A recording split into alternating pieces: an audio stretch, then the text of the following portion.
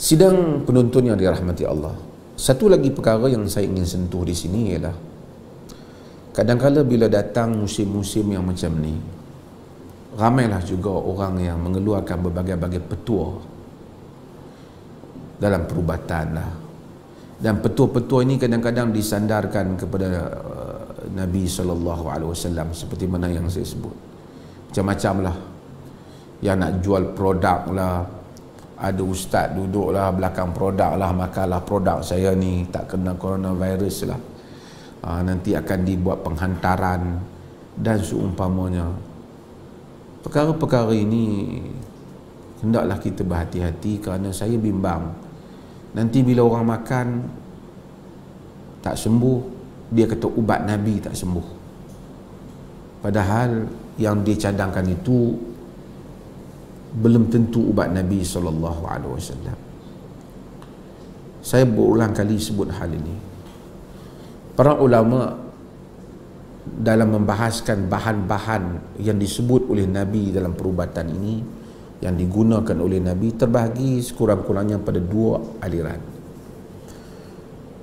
Iaitu pertama, aliran yang menganggap bahawasanya apa saja yang Nabi sebut daripada bahan-bahan habbatus sauda ke, ud hindi ke, semua yang Nabi sebut ini ialah merupakan wahyu divine. Maka dia seakan-akan merupakan wahyu, dia seakan-akan adalah dia memang tunjuk ajar Allah, seakan-akan ia tunjuk ajar Allah untuk kita semua mengamalkannya. Mazhab ini terlibat di dalamnya Al-Imam Al-Bukhari, juga mungkin Al-Imam Ibn Qayyim dalam beberapa keadaan, dan ramai juga di kalangan ahli hadis yang cenderung kepada pegangan yang seperti ini. Di sana ada aliran yang menyatakan bahawasanya apa yang Nabi sebut tentang bahan-bahan itu tidak semestinya bahan-bahan itu adalah merupakan bahan-bahan yang diwahyukan oleh Allah. Hanya konsep yang Nabi tak beri, iaitu sakit berubat dengan bahan-bahan ubat yang sesuai. Bahkan Al-Imam Ibn Khaldun menyatakan cadangan ubat-ubatan Nabi itu hanyalah jibiliyah, yakni bukan wahyu. Apa yang ada di sekitar anak Arab yang Nabi sebut, apa yang orang Arab sebut. Macam mana Nabi jibiliyah ni merupakan benda-benda yang adat-adat yang bukan diwahyukan oleh Allah Subhanahu Wa Taala, ataupun amalan kecenderungan insan itu sendiri, yang apa yang ada pada kecenderungan diri insan itu sendiri. Nabi suka makan labu umpamanya, Nabi suka makan bahu kambing umpamanya. Ini bukan wahyu yang dititah pada kita, tapi kecenderungan yang ada pada diri Nabi sallallahu alaihi wasallam. Mazhab ini ialah mazhab yang dipegang oleh Al-Qadhi Iyad, yakni imam besar dalam masalah ini. Dia Ibn Khaldun juga terkenal di zaman moden ini, seperti Muhammad Abu Zahrah juga berpendapat dengan pendapat yang seperti ini. Saya ingin sebut beberapa perkara. Pertama, di sana ada yang jelas Quran menyatakan syifa, seperti madu yang memberi manfaat pada manusia, zait zaitun, syajaratun mubarak, pokok-pokok yang diberkati. Ini jelas. Dan kemudian Nabi SAW menyebut dengan putus tentang bagaimana manfaat bahan-bahan ini. Di sana ada bahan-bahan yang disebut oleh hadis Nabi gunakan, atau sekaligus begitu sekadar sambil lalu yang disebut oleh Nabi, yang bukan tak menampakkan kesungguhan penekanan sebagai wahyu. Hal-hal yang seperti ini mungkin pendapat Ibn Khaldun, Qadhi Iyad dan Abu Zahrah dan seumpamanya ini patut kita lihat, kerana alasannya ialah Nabi SAW dalam hadis yang diriwayatkan oleh Imam Muslim pernah melihat orang-orang Arab ini, mereka melakukan pendebungaan talqih, mereka melakukan pendebungaan tamar. Kemudian Nabi SAW kata, Nabi cakap, la'allakum law lam taf'alu lakana khairan. Jika kamu tak buat, barangkali bagus. Nabi tengok mereka buat. Mereka menganggap itu adalah wahyu daripada Allah, lalu mereka pun, Nabi tengok je. Nabi kata kalau tak buat pun bagus. Macam itu yang Nabi cakap. Lalu mereka tak buat. Bila mereka tak buat, akhirnya pokok kurma tidak berbuah atau kurang buahnya. Dan kemudian benda ini dibawa semula kepada Nabi SAW. Maka kata, kami dah tak buat benda bungaan tamar, dan akhirnya kurang buah tamar. Nabi SAW kata, innama ana bashar, idza amartukum bi syai'in min dinikum fakhudhu bihi, wa idza amartukum bi syai'in min ra'yin fa innama ana bashar. Nabi kata, sesungguhnya aku ini manusia. Jika aku suruh kamu sesuatu daripada urusan agama, kamu kena buat, ambil dengannya, pegangnya.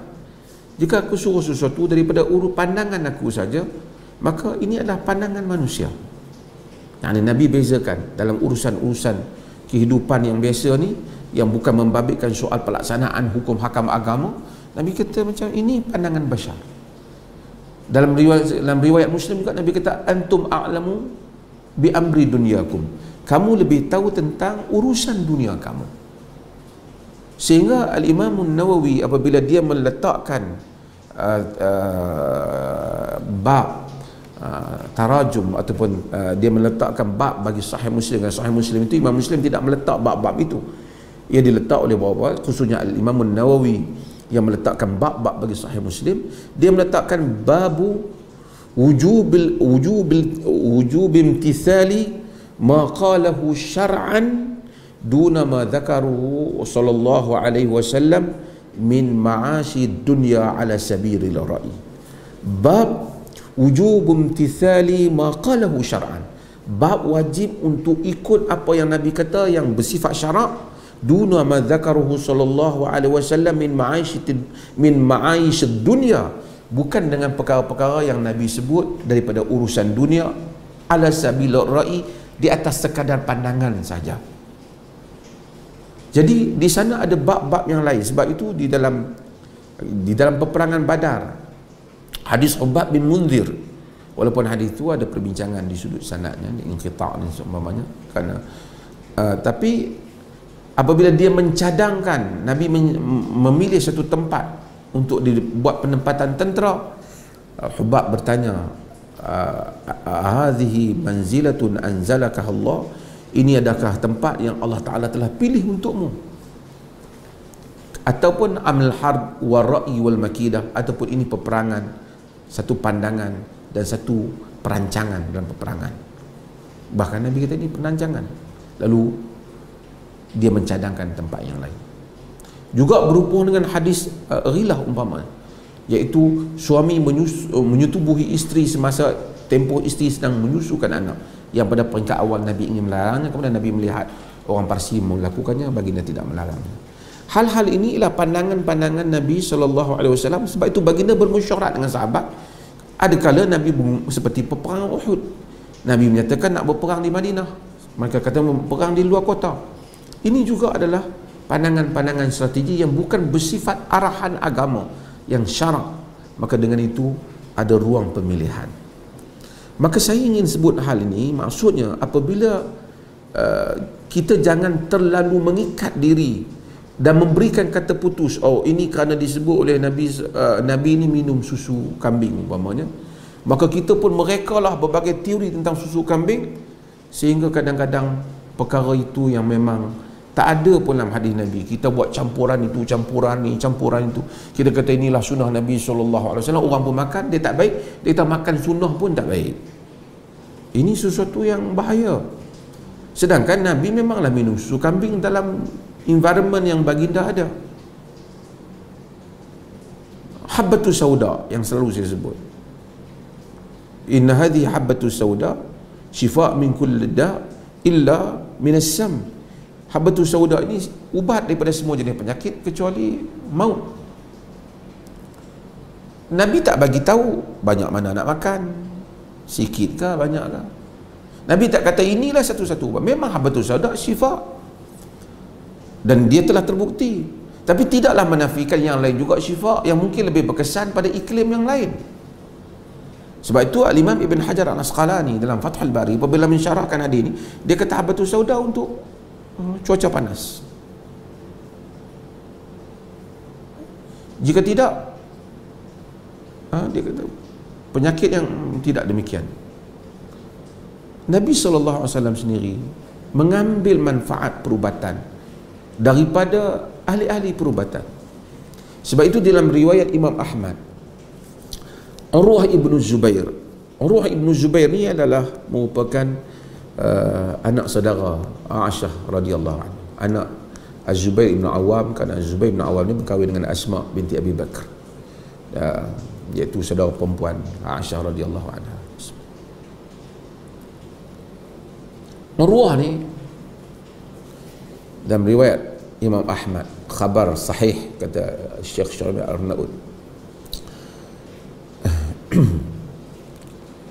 Urwah ni dia pernah kata kepada Aisyah, ya ummata, wahai ibu, la a'jabu min fahmika aqul zaujatu Rasulillah sallallahu alaihi wasallam wa binti Abi Bakar. Aku ni tak heranlah tentang kepahaman agamamu, kerana kau tahu engkau lah isteri Rasulullah sallallahu alaihi wasallam dan anak Abu Bakar Siddiq, sahabat utama Nabi sallallahu alaihi wasallam. Wala a'jabu min ilmika bisy'ar wa ayyamin nas aqul ibnatu Abi Bakr wa kana a'lamun nas. Aku pun tak heran kalau kau pandai syair, kau pandai sejarah manusia.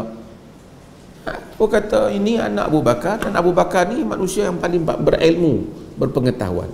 Au a'lamun nas, min a'lamin nas, antara orang yang paling berpengetahuan. Walakin a'jabu min ilmika bit-tib fa kaifa huwa. Cuma aku heran ilmu kau tentang perubatan, macam mana kau boleh pandai perubatan? Wa min aina huwa, habis mana ilmu perubatan ni? Yang ni dia tengok mak saudara dia ni pandai ilmu perubatan. Dia kata dalam hadis, dalam riwayat tu, riwayatnya, fadarabat ala mankibih, Aisyah tepuk bau dia, Aisyah tepuk bau Urwah, dia,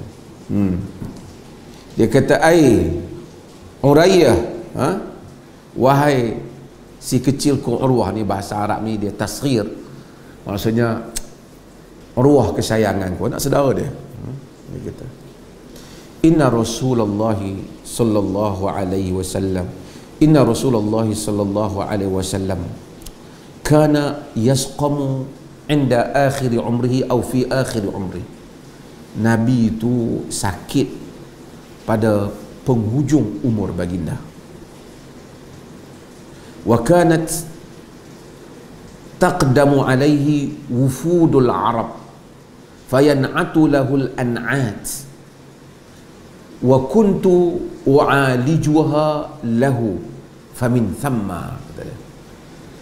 Nabi itu sakit pada penghujung hayatnya.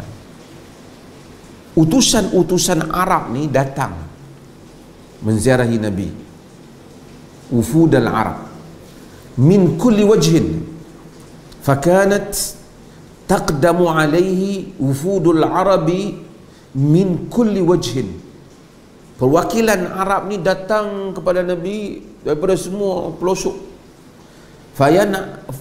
Fatan'atu lahul an'at, kemudian mereka mensifatkan kepada baginda ataupun jenis-jenis ubat. Wa kuntu u'alijuha lahu, aku yang menguruskan ubat tu untuk Nabi. Famin thamma, daripada sanalah aku dapat ilmu perubatan.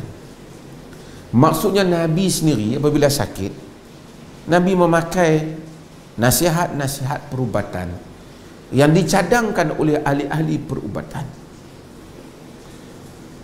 Dengan itu, saya kadang-kadang tengok ada yang bercakap di kalangan golongan agama, mungkin mereka kena berhati-hati lah bercakap mereka.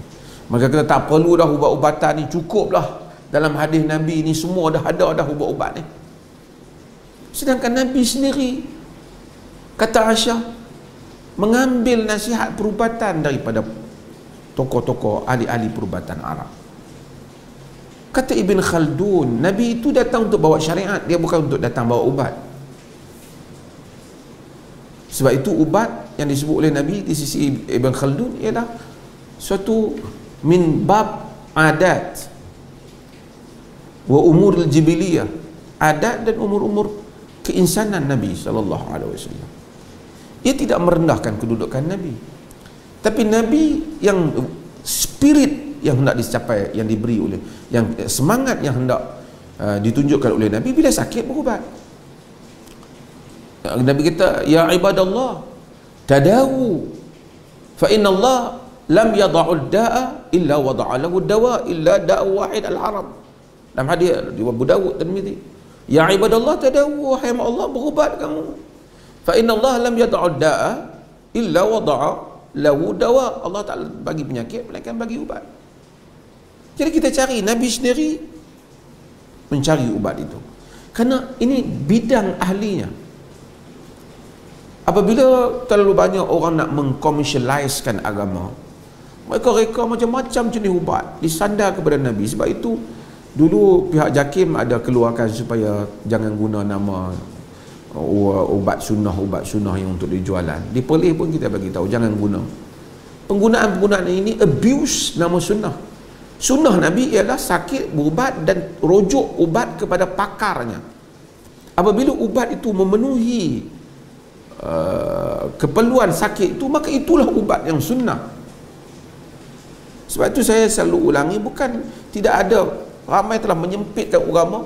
Perubatan Islam ialah jampi, kemudian kismis dicampur dengan susu kambing, campur dengan tamar, campur dengan apa, ubat Nabi SAW. Sedangkan Nabi pun tak pernah buat demikian. Ini yang saya sebut ada dalam radio klasik baru-baru ini, ada penceramahnya macam-macam hadis-hadis yang tidak sahih, sebahagiannya palsu yang dikeluarkan, lalu menceritakan kononnya Nabi buat begini, Nabi buat begini, Nabi buat begini. Banyak hadis-hadis, hatta ada hadis-hadis yang mensifatkan tentang bahan-bahan perubatan Nabi itu juga sebahagiannya tidak sahih, bahkan ada yang palsu. Sebab itu kita hendaklah berhati-hati, rujuk kepada pakar dalam hal ini. Agama ini mengiktiraf apa yang saja yang memberi manfaat kepada manusia. Jika kita lihat bermanfaat, ubat itu terbukti, vaksin itu terbukti menyelamatkan manusia, kita ambil. Akhirnya timbul golongan anti vaksin. Dia kata dalam Islam tak ada vaksin, dalam Islam makan kurma aja bagi. Ini juga tidak disebut dalam hadis Nabi demikian. Baginda kata tadawu, berubat. Fa inna Allah lam yada'ud da'a illa wada'a lahu dawa. Allah tak letakkan penyakit, melainkan letak bersamanya kesembuhan, ubat. Jadi kita carilah ubat. Aisyah tolong bancuh untuk Nabi, dia orang sifatkan Aisyah tolong bancuh untuk Nabi sallallahu alaihi wasallam. Sidang penonton yang dirahmati Allah, mudah-mudahan Allah Subhanahu wa taala rahmati kita. Tujuan saya daripada dulu dengan usaha yang kerdil, memang cuba nak menghadapi penyakit ini, iaitu penyakit orang agama suka gunakan jenama agama untuk buat produk dia. Produk itu macam-macam lah. Produk itu memang kadang-kadang asasnya ada, macam habatus sauda itu asasnya ada, tapi nak makan habatus sauda banyak mana, itu perlukan pakar. Tak boleh satu orang ustaz baca satu kitab hadis habatus sauda, ambil habatus sauda, bubuh dalam kapsul, suruh orang makan 3 biji ke 2 biji ke, kemudian dia kata ini ubat. Ini semua memerlukan kepakaran. Nabi merujuk pada pakar. Nak makan kurma ada hadis tentang ajwa, tak apa, ada hadis tentang ajwa, tapi dengan kadar-kadarnya. Adakah Nabi campur ajwa dengan susu kambing, kemudian dimusin, dimasukkan minyak zaitun, itu semua ijtihad. Kemungkinan ia berkesan, kemungkinan ia baik, kemungkinan ia sembuh, tak apa, tapi jangan sandarkan kepada Nabi sallallahu alaihi wasallam. Seakan-akan Islam hanya terhenti kepada beberapa jenis ubat. Maka akhirnya doktor-doktor kita yang bertongkus lumus untuk menyelesaikan masalah coronavirus ini, tak pula orang kata doktor-doktor perubatan Islam. Yang perubatan Islamnya yang pergi kursus 3-4 hari, hafal beberapa jampi, jadilah dia pakar perubatan Islam. Ini sama sekali tidak benar. Doktor-doktor kita yang sedang menghadapi coronavirus ini, mereka sedang melaksanakan tugasan sebagai para mujahid untuk mempertahankan negara ini daripada kematian dan serangan penyakit yang sama seperti serangan musuh.